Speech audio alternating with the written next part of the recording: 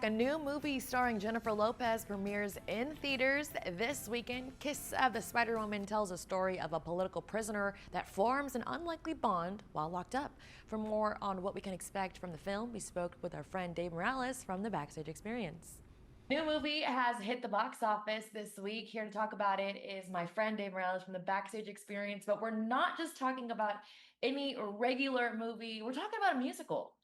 We are talking about a musical that has won multiple Tony Awards, already was made into a movie, and now another adaptation. It's called Kiss of the Spider-Woman. If you don't know the story, a lot of it takes place in a prison cell about two characters that discover more about their relationship and really life on the outside. Diego Luna is in this movie, but the real key person that I was excited about, of course, was Jennifer Lopez.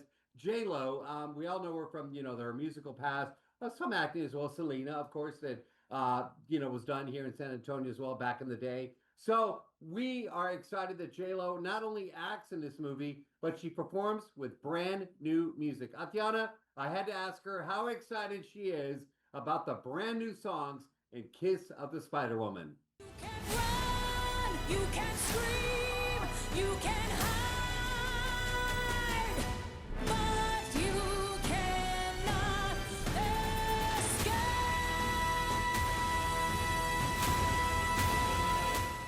Donatello, I will say that it's great to meet you, and Jennifer, it's always good to see you. Great to see you again. Hello, hello.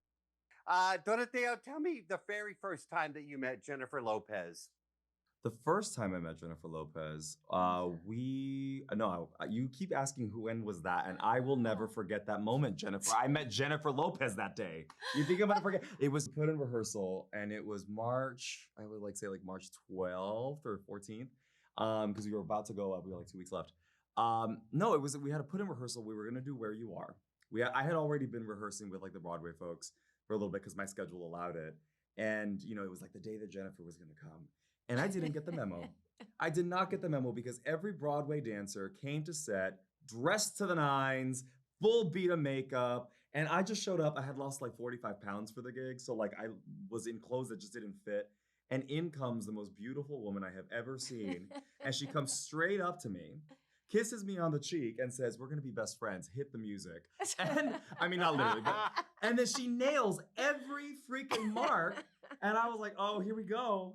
Here we go. But it was incredible. It was just it felt like I was watching lightning strike. I knew that story would have spice to it. Yeah. And you didn't let me down. Jennifer, this is such a powerful story. The music element is there. You mentioned Where You Are, the awesome duet that you share.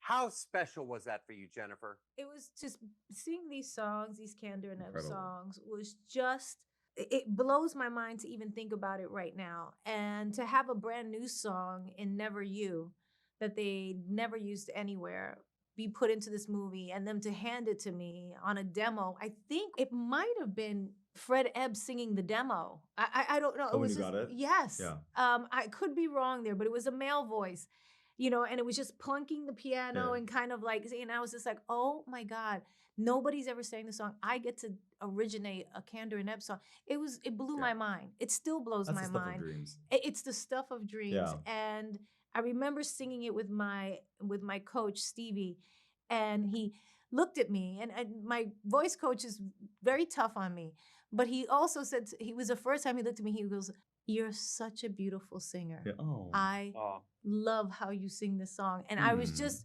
so touched because it's such a beautiful song about the, kind of hopefulness of believing in the person that you love. And it's such a beautiful melody. And it was a dream come true.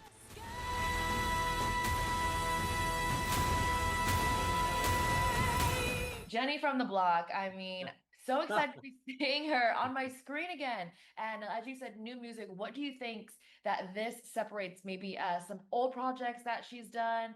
Are we keeping the upbeat tempo throughout the entirety of the movie? Oh, the costumes. And you saw some of that in the interview.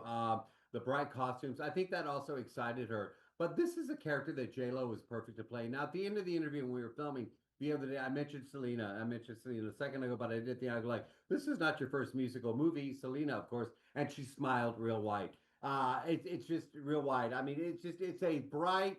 It's got a great message, and I really enjoyed it. Again, a lot of people might know this show, the first adaptation, but this is a modern version of Kiss of the Spider Woman, and you, yes, you can actually see it in theaters right now. As always, thanks to Dave for joining us for more of the latest in the world of movies and TV. Be sure to watch the Backstage Experience right here on KCWX Sunday nights.